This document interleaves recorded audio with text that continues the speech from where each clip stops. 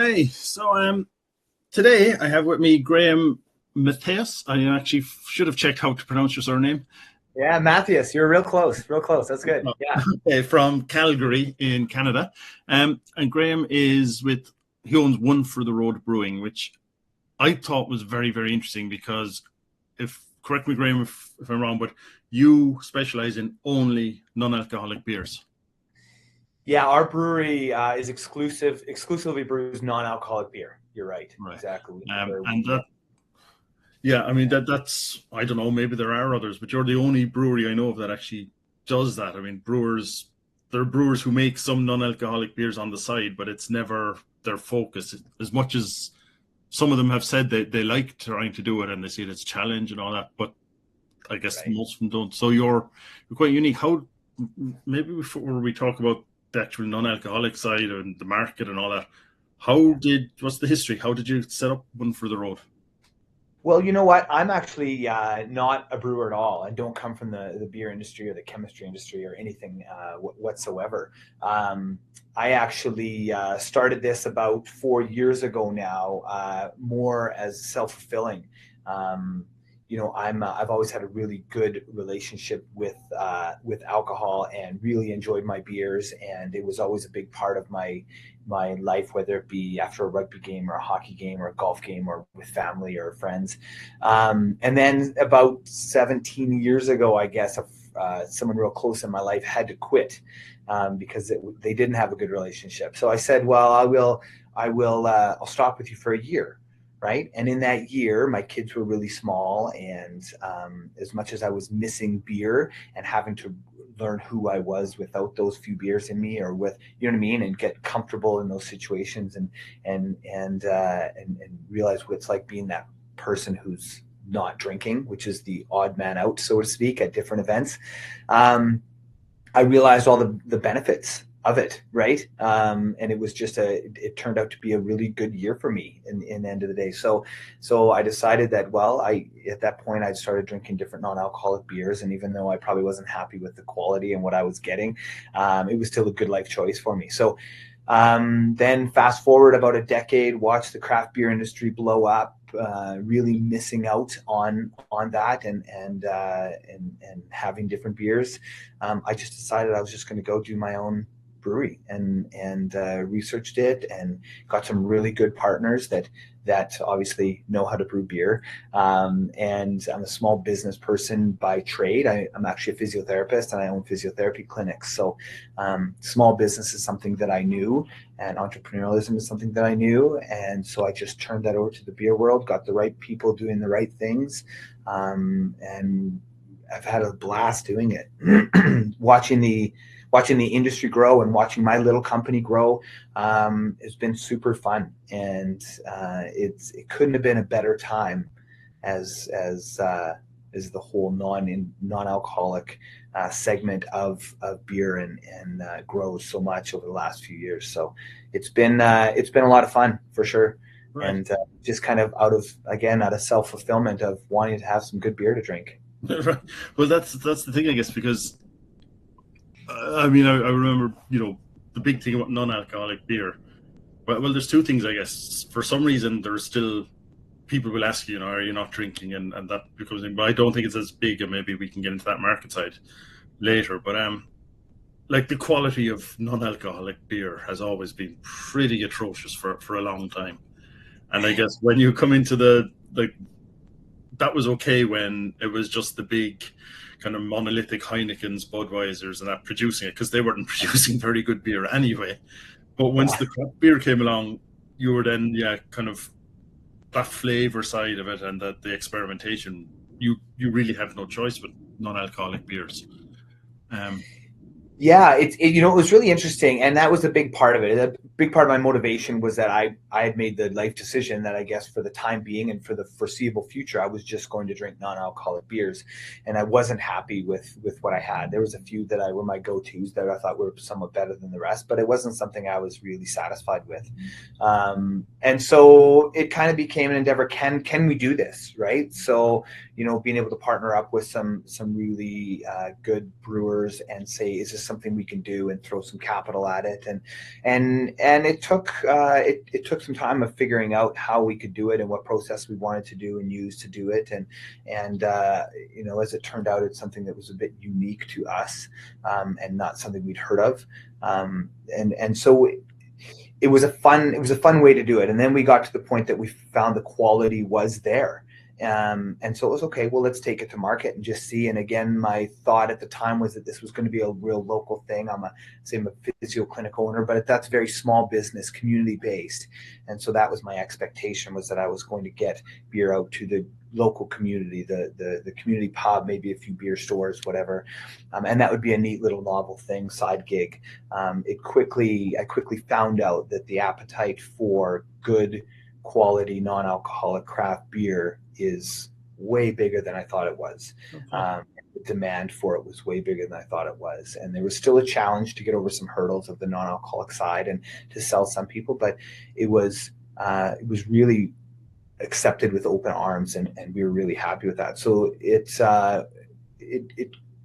quickly grew bigger than I anticipated.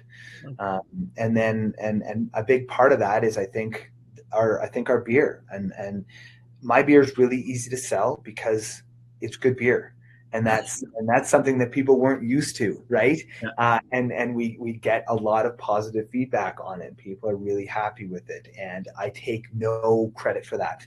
The contract brewing company did all of that. I don't know how to brew beer. I know nothing about that.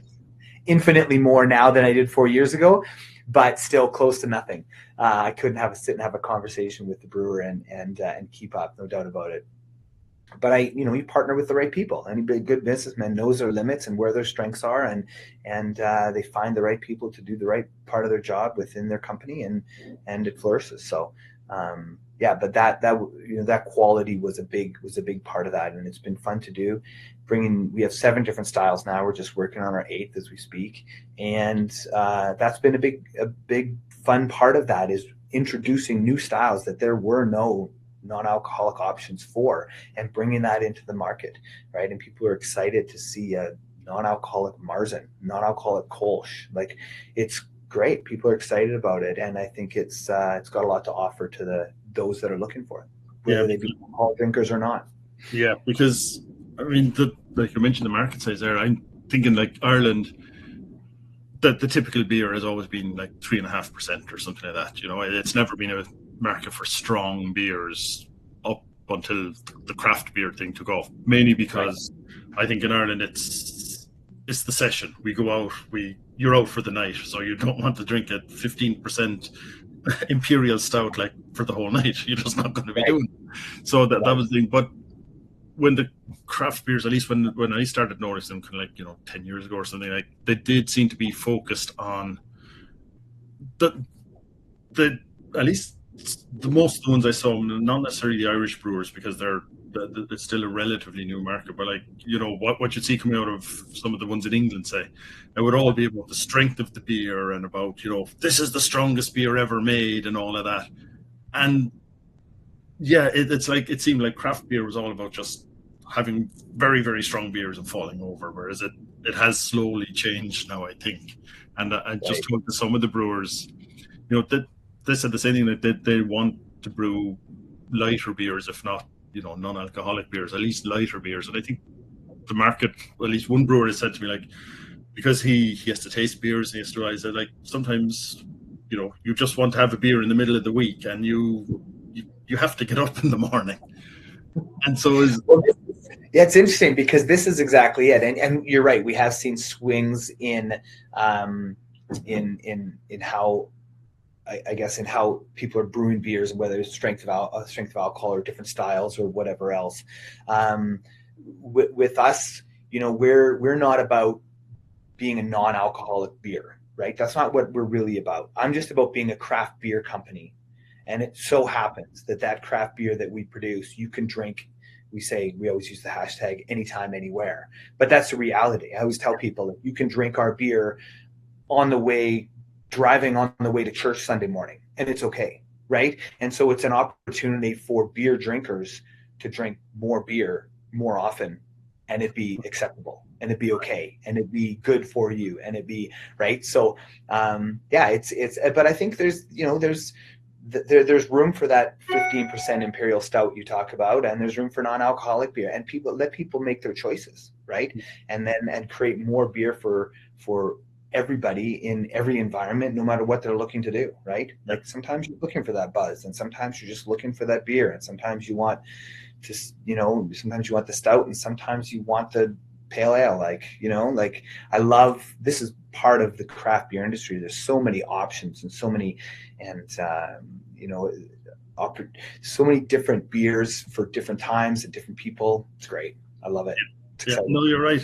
It's like I have seen that swing myself.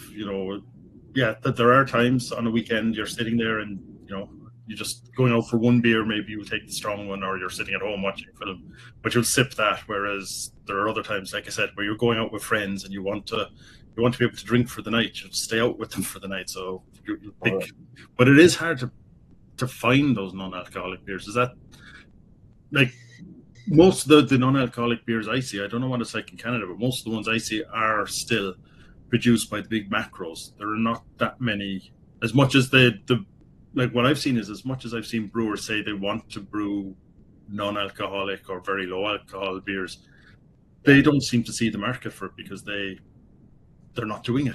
So where are you seeing the market? Yeah, that's interesting. We've seen a significant growth in that market, and statistics will tell us that. I mean, there's a significant growth year on year for that. For non-alcoholic beer, no doubt about it. And I'm sure it's different in Ireland than it is here in Canada than it is in different places. And I find that Canada's a little bit behind the typical trends, right? When we look at, so I follow a lot of things from the United States or from Europe and maybe specifically Germany kind of thing. And I know that, was it 2020, I believe, 10% of beer sales in Germany were non-alcoholic beer.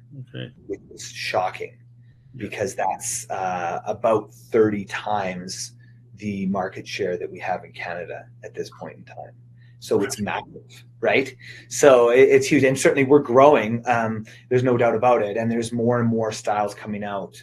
You talk about us being an exclusive non-alcoholic craft beer company. And we weren't the first to do that in Canada. We were the second to do that in Canada, to be exclusively non-alcoholic. And since then, there's a number of others that have came on board and doing that. And some have affiliations with alcoholic brewing beer, but they have specific branding and specific styles that are just for the non-alcoholic side. So it is something that's growing, and popularity is growing, and acceptance is growing. That's the biggest thing for us, is acceptance of it, right?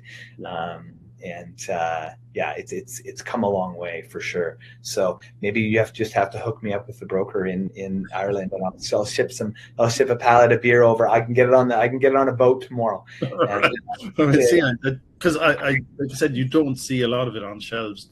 You'll see one or two, and the choice is limited. It is always the non-alcoholic lager, and that's pretty much it. And well, that's where I was 17 years ago, right? And that's what I really missed.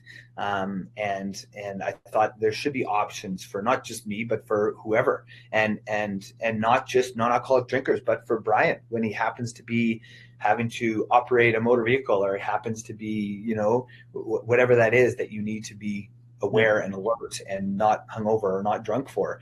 You should still be able to drink beer, right? And it should be good beer, and it should be flavors and styles that you want and you're looking for at that time and place. So let's create it, right? Yeah. No, that is, I can see the market for it. I mean, I would be there because, like I said, on the weekends I might have a couple of beers, but during the week I don't. But there's times where I'd like to get one, but like I said, there's maybe that 12% imperial sour, and I know I'm not going to. I'll regret it in the morning if I take it, so I don't want it now. I've aged enough that I can at least predict the future. Well, I never looked into the market in Ireland, and so I will have to start looking at that and get some more data on it. But certainly we see areas of Europe and the United States and Canada, and it's growing, and those options are plentiful. We still have some convincing to do to get the shelf space or the tap lines or whatever that are dominated by alcoholic beer, for sure, and convince business owners that this is something that can be profitable for you. Yeah. But we've shown it and we've proved it, and we have, stats and sales to show that the market is there.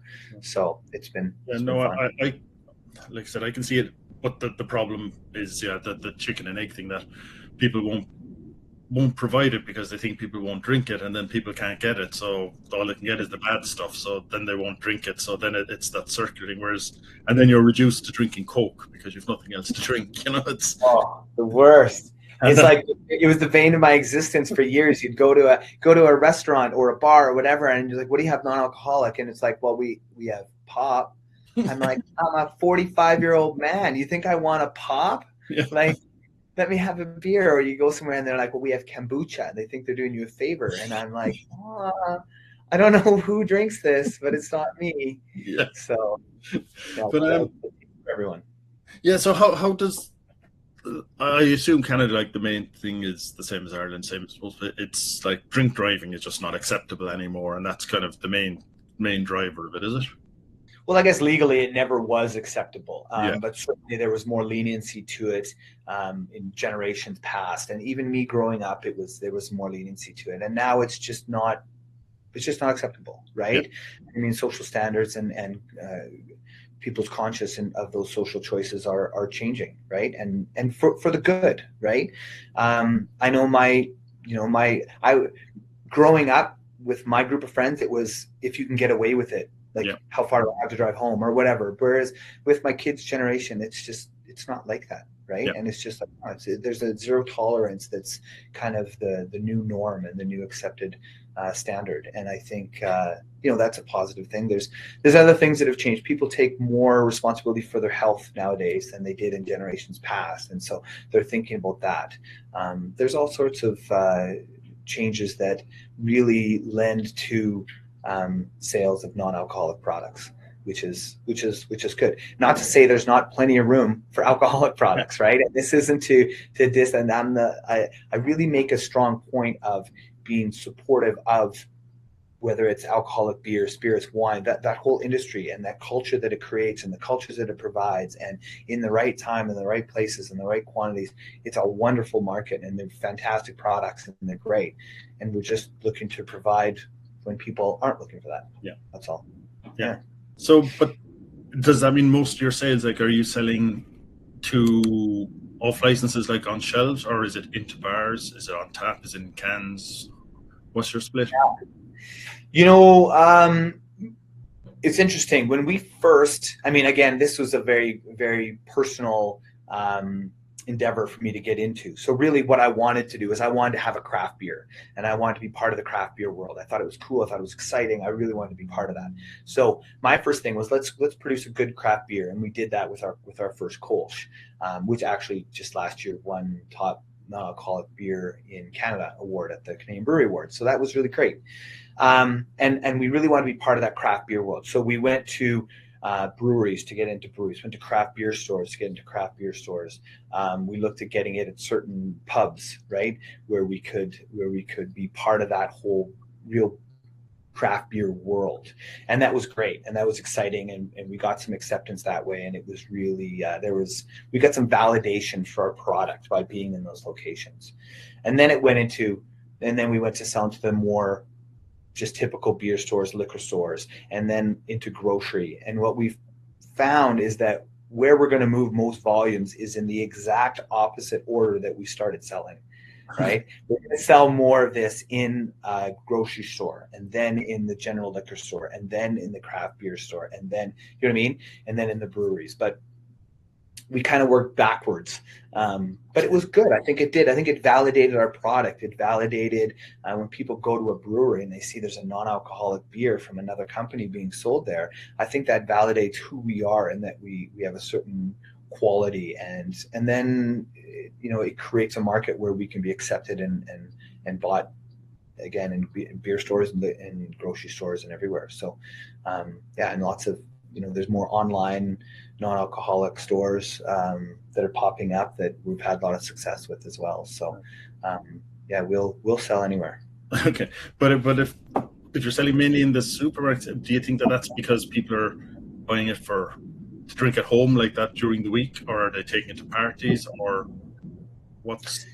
Yeah, I think both. I think both of those things for sure. I think there's a convenience factor there too, right? That's wonderful. I think if they it's different in different provinces in Canada, but in Alberta where I live, you can't sell alcoholic products in the grocery store. But I think if they did, they would sell there as well. So there's a convenience of having those for your use, whether it's for home drinking at home or whether it's for taking to parties or events or whatever. So yeah, but we certainly have seen a trend toward every restaurant, bar, every social gathering place having an option of a non-alcoholic beer there, right? We're seeing that happen for sure, and there's an expectation that it's there. So that's nice to see as well. And yeah, I mean, I just took a look on your website, and your branding of that, it is not. It makes it clear that it's non-alcoholic, but you definitely have the same sort of branding as any other. Like, I don't. That sounds disparaging, but it's not isolated out as the non-alcoholic as being the main thing. It's still branded as beer. But So that was a big part of it. I mean, I talked about having to learn how to be at social gatherings when I wasn't drinking, and you're that person, you're that guy, and there's like a spotlight on you. He's not drinking, right? When you had the very generic non-alcoholic beers, that was all that was available. 15 years ago, there was that spotlight on you, and it was like you had this boring can that said non-alcoholic beer on it, right? And that was it. And it was like, as the craft beer grew, so much of it was, I mean, the beer was great and the styles and the different varieties were great, but there was also cool cans and the 473 cans, and it was neat, right? There was a certain sexy part of that industry as well. And I was like, well, why can't you carry a cool can and be non-alcoholic, right? So a big part of that was we loved our name. The One for the Road Brewing is very much would be a big faux pas to have One for the Road brewing company that's alcoholic, obviously. So it's a bit of there's some shock value to that. We've had a lot of fun with that. But yeah, I think our branding is on point, and our branding shows it's lifestyle. It's exciting. There's lots of different fun imagery and stories on our cans, and it's a really fun part of the industry for sure. And I take it from what you're saying. I mean, you've won awards and that, so I take it like there is no resistance from the craft brewers. They're as welcoming of you as any other craft brewer. Like that, they don't see you as a freak of any sort of. Well, I would say by saying that there's that not at all. I mean, certainly there's some resistance. There was some resistance to it for I think for your real hardcore brewer. It was for a long time. It was more and more and more alcohol, right? And so for us to be at the very other end of the spectrum, there was. And I think we're probably not completely accepted. I always tease that we're kind of the ugly stepsister of the brewing industry, right? In that, yeah, we're there and like we get to come to the table at the Thanksgiving dinner, but like we're going to be at the far end at the kids' table, kind of thing, right? And so it's nice to be at the party. Slowly, we want to get to the adult table and have conversations with the big boys for sure. But that's okay, and that's all right. And it's been fun changing minds, right? And A lot of the times we do tastings, we just don't tell people that we're non-alcoholic beer, right? And we're just like, hey, come taste our beer, and they taste it, and they're like, oh, this is great. I love this. I love this one. I love that one. And then it's like, oh, by the way, our dirty little secret is that all of these beers are non-alcoholic, and it's their shock value, right? And it's great, right? And then they're like, wow, it was okay. I could tell. And you're like, well, you just told me you loved it, right? So yeah, it's still kind of like a dirty little secret to like non-alcoholic beer for a lot of people. But and I think it's a surprise to them as well. But acceptance is coming and coming slowly. And we as I mentioned, we love being at breweries, and that was a hard sell at the beginning to try to go to a brewery and say, listen, you should offer a non-alcoholic beer. Somebody has to drive these patrons to your facility, to your tap house, and you want them to be there. You want them to stay longer, right? You want them to have more food and have spend more money there, right? This is good for business. And again, as I mentioned, as we got our quality of our beer was at the point that we could give them samples, and they were pleasantly surprised with what that was. And so we had more acceptance than we expected, and we're in a number of different breweries, and that's validating for us. We love being in that environment. a lot of them don't want to brew non-alcoholic beer. It's not what they want to do. So are we accepted? Well, they'll bring us in because it's something that they feel they should do, and they like us. And I think for the most part, they like our product. But it's not something they necessarily want to do in a number of those situations, for sure. So we fill a void. Right. So yeah. So then tell me about the beers. I mean, you've got what?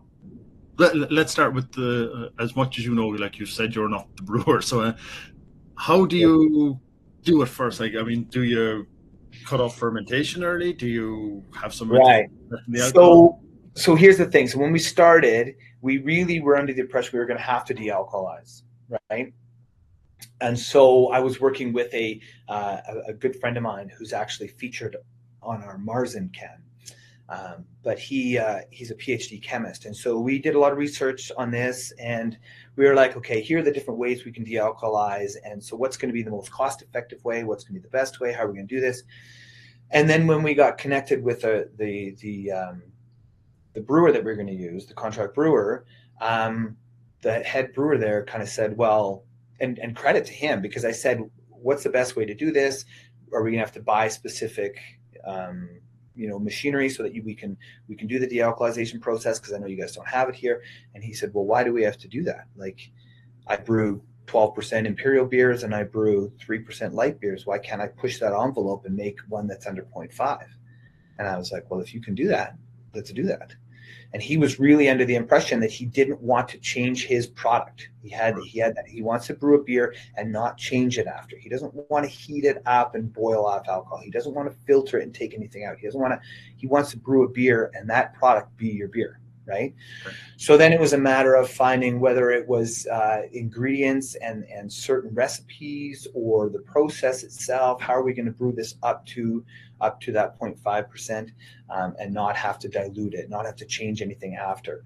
So it took some trials, right? We dumped a lot of beer down the drain, but eventually they just brew beer, and just the recipe is such that it creates not a beer that fits the requirements for non-alcoholic beer.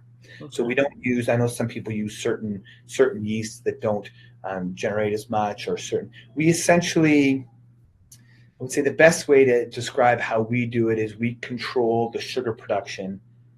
Therefore, we can go through full fermentation, and there's only so much sugar to be able to produce so much alcohol. Okay. Under the environment that we do it in, whether it's the controls through temperature, through the length of the mash process, or whatever, right? So they will explain it better than me, and I've had them explain it to me 100 times. And end of the day, they're like, just tell people you brew beer. You just brew beer with low alcohol. That's all you do. It's a very traditional brewing process. Okay. Right. Yeah. And that works for, like you said, you have what, 7 beers in the range now, and it's 7. The same for all of them. It is a traditional beer brewing process for all of them. It certainly has limitations. So I loved Hefeweizen beer, and we are struggling to be able to produce one. That is in my understanding, I guess, my limited understanding of this, but is that something that has to ferment for a long period of time, right, to bring out those flavors, and for whatever reason, again, I'm an amateur, but so we've really struggled in that, and that's something that I personally really want, and we just haven't been able to do it. So there's obviously certain limitations of certain styles that just are going to be less, aren't going to work with our process. So we could do it and de-alcoholize. We could do our process as much as we can, and then filter out some alcohol, however, but we don't want to go away from our process as little as possible. So and there's thousands of styles of beer to do. So which I learned. I thought there was like 5. I grew up with like 5 kinds of beer. Like, you know what I mean? Your amber, your light, your lager, your ale, you know what I mean? And it comes, as it turns out, there's thousands. So lots of different options and ways for us to go. And so we've done 7 different styles to this point, all with that same process. And it's been great. It's been exciting. Now we got a couple variety packs out, and it's just fun, unique things that there's not a lot of out there in the non-alcoholic world. So right. And what are the 7 you've got now? So we have we first came out with a Kolsch, And then the next one we were bringing out happened to be kind of in that fall. So we did a Marzen, which was a good Oktoberfest beer. Then the next season out, I guess, was a summer. So we came out with a Saskberry Blonde, which is I'm from Saskatoon, Saskatchewan originally. Okay. So we wanted to do, and again, it was all about me, Brian. This is all about me. So I wanted to do something about home. So we did a Saskatoon Berry Blonde, which was a great summer ale to come out. Then after that, we came out with an amber, or I guess we came out with our stout, our espresso stout. And worked with a local craft coffee roaster here in town, which was great. It was our first collaboration with anybody, and that worked out really well. And then an amber, an IPA, and then a wheat ale, which was kind of our compromise in that we couldn't produce the Hefeweizen I wanted, but we could produce this wheat ale, which has turned out to be my favorite for sure. And it's our newest one. And then we're working on a pale ale right now. So it's super fun. Yeah. Do you make those available are they available all year round now, or do some of them come and go? Or well, it's interesting because a lot of them, and the idea was for very much seasonal beers, right? I mean, the Marzen being specific season, summer beers and like the Saskberry Blonde, winter beers like the Espresso Stout. That was the idea. And then as it turned out, because there's such limited options in non-alcoholic craft beer, that we were getting hate mail when all their favorite beer wasn't available. Somebody's in spring or summer and they want that espresso stout. We were like, well, why don't we have it? And I'm like, well, we're going to produce more in September so you can have it for the winter. And they were like, but I want it now, right? I only have so many options. I want it now. So now we really do produce all of our beers all year round. But then we've run into the problem of, you go into a beer store and you want to sell your beer there and they're accepting of bringing some in, but they don't have shelf space for 7 different beers, let alone our 2 variety packs, 9 SKUs. Like they can't take 9 SKUs in there. They can't put that much room for non-alcoholic beer. So then, so there's the challenge with that. So our Marzen is very seasonal now, but the rest really we brew all year round. Right. So, yeah. Yeah, just as you mentioned it there, it occurred to me that the whole craft beer world, an awful lot of it now, I don't know what the craft beer size of the market is in Canada, but I know, say, the US is 20% or something, I think was the last I heard, which is probably the biggest in the world.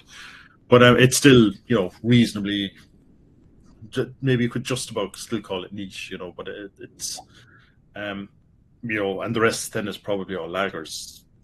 But within the craft beer side of things, I mean, some of it's going to stuff, I mean, I wouldn't think of as beer, it's all marshmallow this and, pastry stouts and stuff like that. So, whereas yours are more traditional, they're beers, as I would think, Right. So, yeah, interestingly, and no, I love it. Like, bring your creative mind into your craft, right? I think it's great. I think it's really neat. Like I've seen peanut butter and jam beer. Like I've seen all sorts of stuff. It's not for me personally. But that being said, I find it fun. I find it exciting. I find it neat to see, right? Neat to try.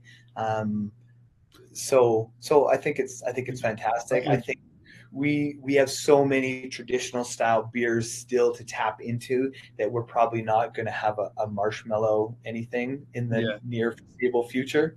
I guess for sure. I guess kind of the point I was working through in my own head there is like there's so much beer is not like beer now that you could produce a juice and call it a non-alcoholic beer. Well, I think in some instances they have, or even a beer. Like you look at. I mean, even like sours, I'd get so much pressure to produce a sour, and there are non-alcoholic sours out.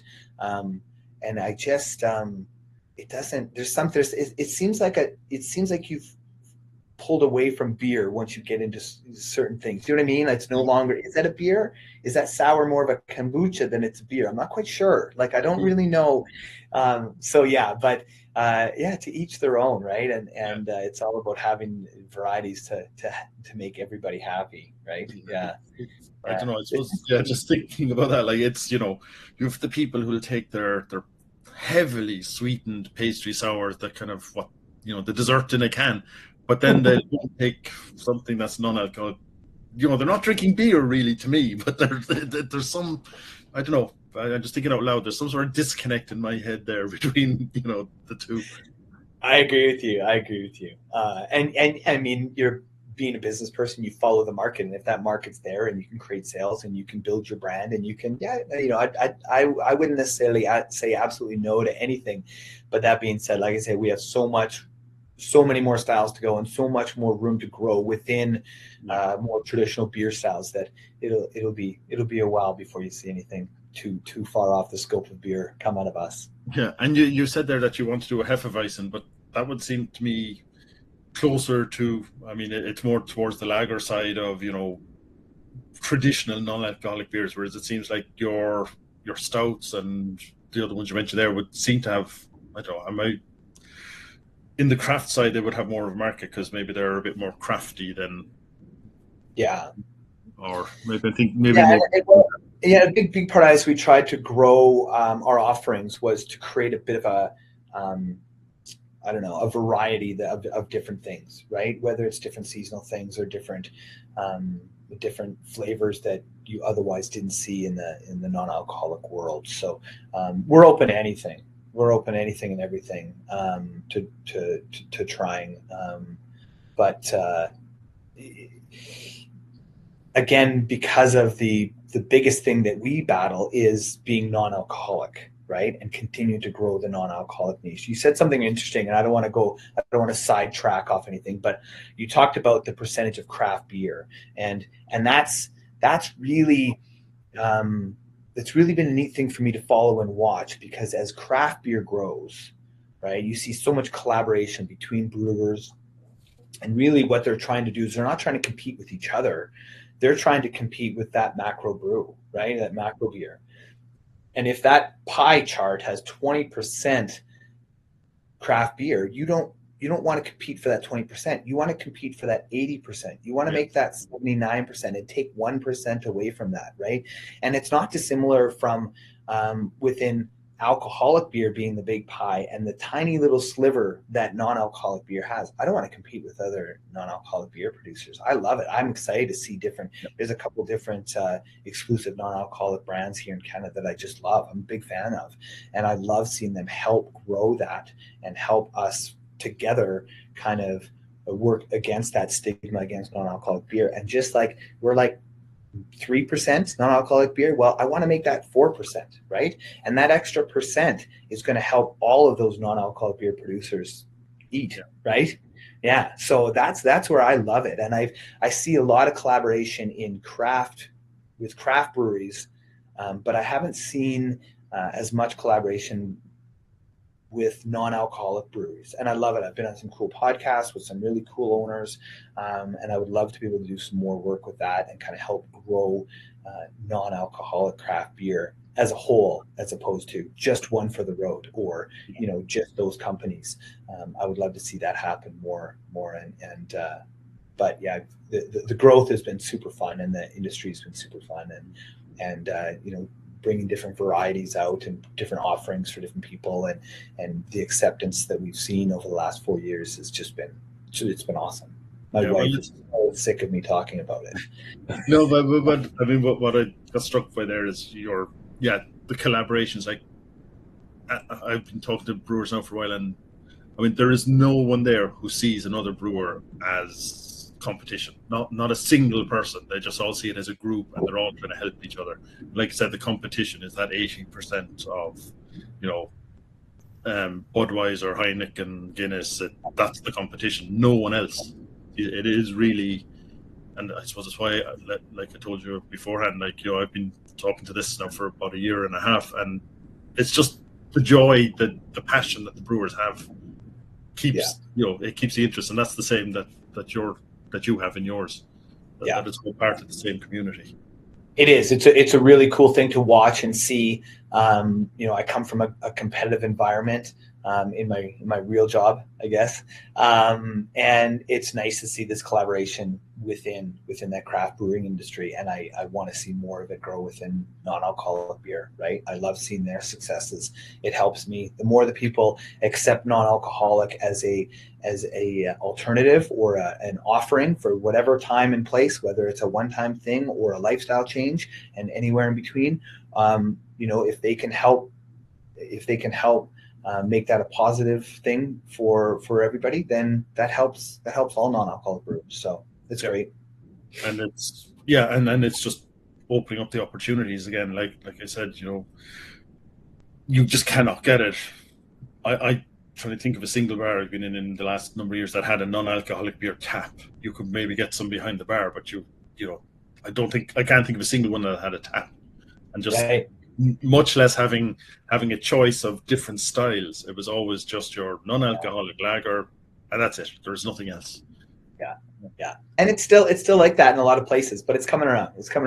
We have kegged our products a number of times, and it's kind of on a as requested basis, because it's not enough that we can keep inventory and everything else of all those kegs and manage that. But we've had about 8 or 10 different places now that have brought us on, some seasonal and some full time.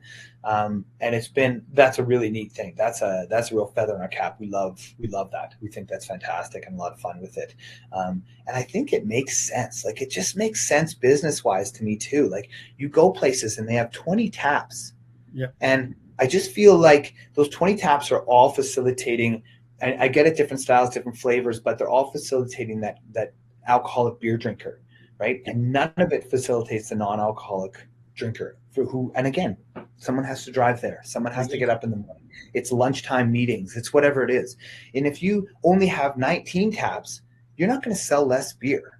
You're not going to sell less tap beer. They have one less option, but no one's coming in going, oh, if they just had one more tap, I'd buy a beer, but I'm not going to, right? They're going to buy one of those other 19, right? And so just put one non-alcoholic, and all of a sudden you're facilitating a whole nother sector of people that are come in and spend money, right? And it only makes sense to me, but change takes time. It does, but that is part of the change. I mean, like I said, if they had a tap, it's visible. It's something there that people would pick up on. But at the moment, you have to ask, do you have something? Is it behind the bar? And then just take whatever they have. Whereas people don't do that. I mean, you'll just go and order your Coke. It's. It takes time for sure. It takes time, but we're seeing so much growth and acceptance of the whole segment, that it's fun to be on this beginning part of the wave, because the wave's big and it's coming for sure. I can see that. I can definitely agree. And what strikes me is, like I said, from a couple of these conversations, a lot of them are coming from the brewers who would actually like to brew more, or they as part of the job, they're drinking stuff as well, and they know that, look, some days you just don't want another beer. You don't want that 10% thing. You don't even want a 3% one. You want something that will just allow you to drive away. And so it's interesting to see it driven from that side. And where are your beers now? You're based in Calgary, so are the beers widely available? Are they? Yeah. So we've been a real slow organic growing company of some of the other exclusive non-alcoholic brewers, even here in Canada.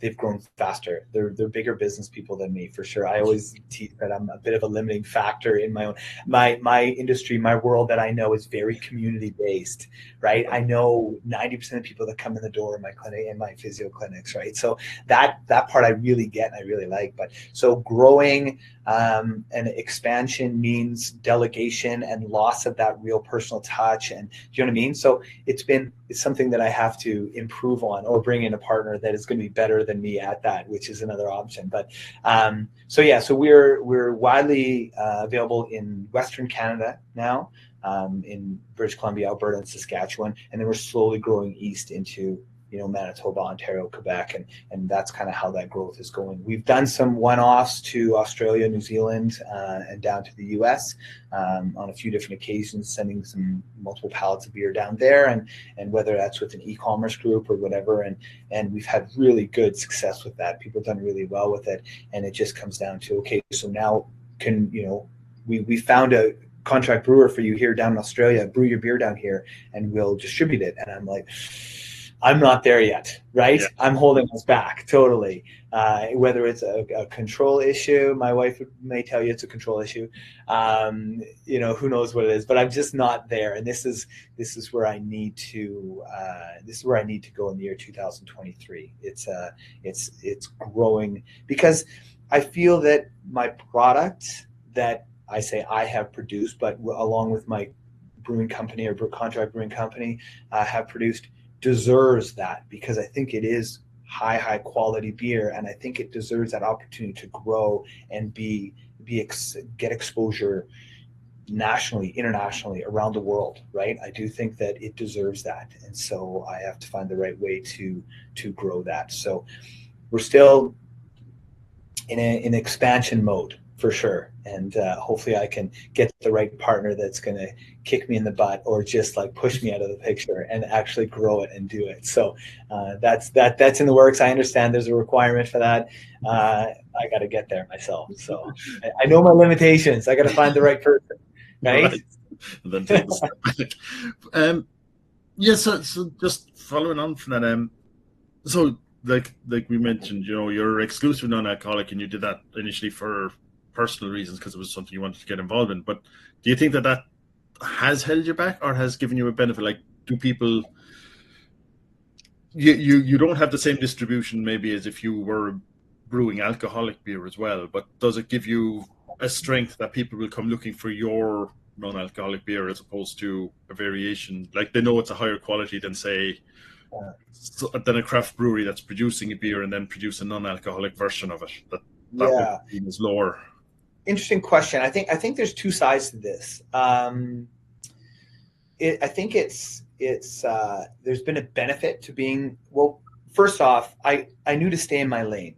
I wasn't a brewer to begin with, right? And so there's people that are brewers that work very hard to produce really good alcoholic beer, right? And they do a very good job of it.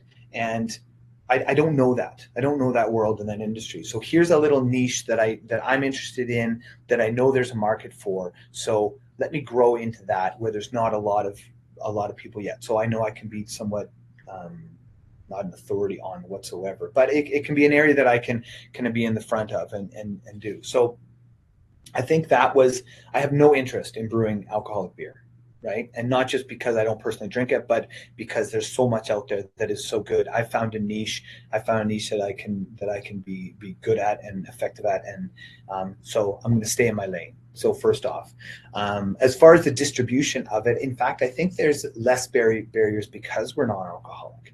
I can ship across borders a lot easier within my country, between interprovincially, because I'm non-alcoholic, right? And even internationally, there's less restrictions there as well. So I think, in fact, there's a benefit of being non-alcoholic. Now, that being said, I'm not selling to probably 95% of beer drinkers.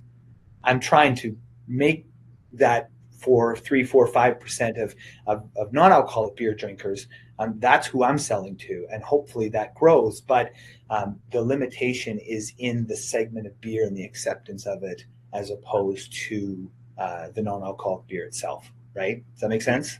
Yeah. No, it makes sense. I guess what I was trying to get at is whether being exclusive non-alcoholic, you're able to focus on the quality, and you're seen as having a higher quality non-alcoholic beer than someone who brews alcoholic beer and then says, and here's a non-alcoholic version of it.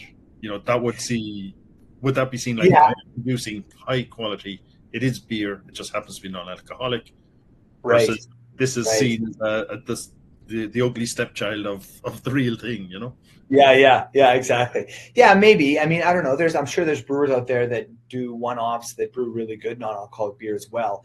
But having that focus, for sure, is an advantage for me, I think, for sure. Yeah. And yeah, I mean, I personally think that my beer is top notch and the best that I've tasted. But yeah, I'm sure there's brewers of alcoholic beer that brew their one-off non-alcoholic beers that think it's just as good or better or greater or whatever. So that's yeah. to No, I'm just thinking each. like, from my point of view, like as an outsider, I think I would tend towards like if it's a brewery that's mainly alcoholic, Yeah. then I'd be saying that maybe they just don't take that bit seriously. They're only doing it kind of as a market thing. Well, Whereas, there is that risk of being that kind of that we'll throw that in. We'll throw yeah, that in kind of thing, right? And it was really interesting when we were interviewing different companies to represent us from a sales perspective, because again, we don't really have a sales force or a team. We actually contract that out.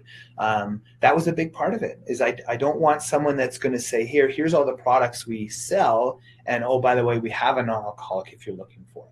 Right? We wanted to be a company that really believed in the segment and the growth and the potential, and we certainly have found that, and we're excited about that with the few companies that we use.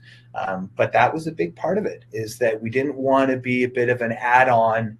Oh yeah, and by the way, we have this, which is I think where you're getting with is if you're an alcoholic brewing company, and by the way, we have a non-alcoholic. We want to be this is what we have, and this is what we're growing, and this is the company and the styles and the beer, and we're excited about it, and we're really passionate about the quality and what we produce, and it was So I agree, that was a hurdle we had to come across and find the right people, and we've done that. And I think if I think whether it be in Eastern Canada or Central Canada or Eastern Canada or different countries, if we found that group that's that enthusiastic and excited as our sales group here in Western Canada, we probably would have grown there already. So I think part of it is that I'm just picky. I just don't want to be an add-on. I want to be, you know what I mean? I want spotlight. It's about me. And Brian, it's about me. I'm sensing a trend here. So so look, I won't hold you too much longer because you've been nearly an hour now. You probably have to go back and do some brew some more beer or something. But where are you going? So next, or this year? Jeez, it's this year already. We're a week into it. Yeah. I'm excited about this year, and I think that this is a year of we've been through so much growth phase, and we've seen some companies, and again, I talk about some of the great companies here in Canada that exclusively brew non-alcoholic beer as well, and how they've grown, how they've gone, and what we've seen change in this industry.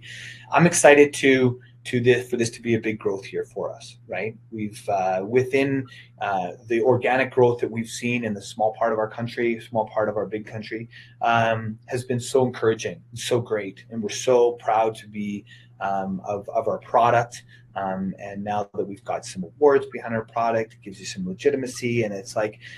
So I think this is going to be a real big growth year, and it's something that we're going to put some focus, some time on.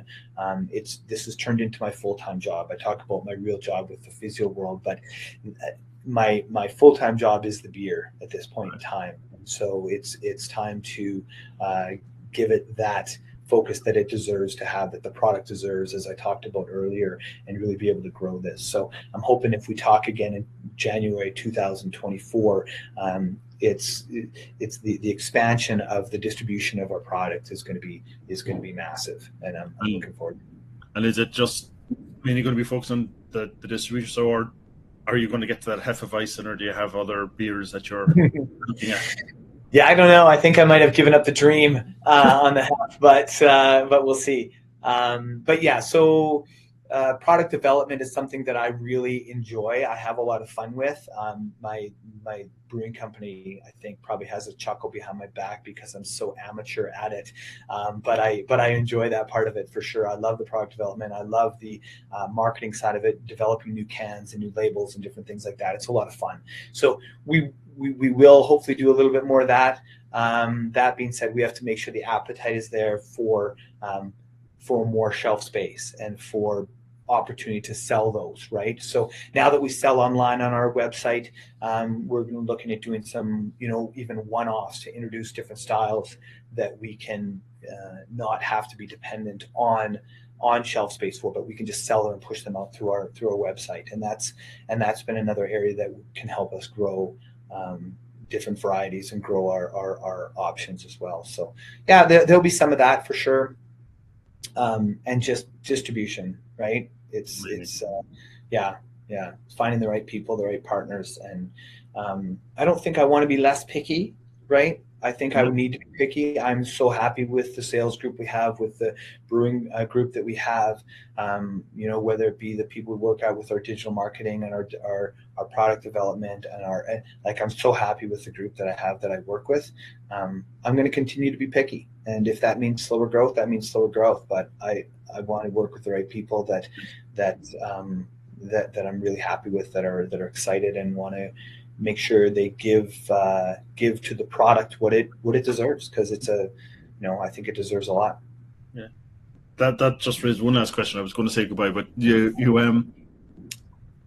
growth side. I mean, an awful lot of you see breweries that want to kind of take over the world, and then the majority of brewers, I think, are happy making a decent living. It's a nice retirement thing, and if they're making that, because it's a very competitive market, and most of them tell you won't get rich. I mean, so is that? Are you're picky? So are you happy to just kind of build it slowly into a big retirement package that you can retire on, or do you? Yeah, I think there's a lot of potential. So I'm not, and you probably don't put too much time into work without there being some kind of payback eventually. But I've talked to some people and about partnering up that are more the business side, and they asked me, what are your goals? What do you see? Like, is this something you're going to keep forever, or are you looking to build this and sell this in 3 years? And I love it. I have a lot of fun with it. I'm really encouraging one of my kids to take over. Like, I would love for this to be something that stays within my family for decades and generations. Like, I think it's a really fun area where you can make a living, and you can have fun with it and enjoy it. And it's a good thing to provide for so many good reasons to the people and to the world. So yeah, I think of it more of as a lifestyle choice than I think of it as a business. And luckily we've been able to grow and generate enough capital to grow and pay ourselves. And so great, fantastic. But am I pushing to grow this as fast as I can so that I can sell it for a whole bunch and go buy my yacht? That's not the goal of it, right? I love the lifestyle of it. I think it's a cool thing to be part of. I enjoy being part of it.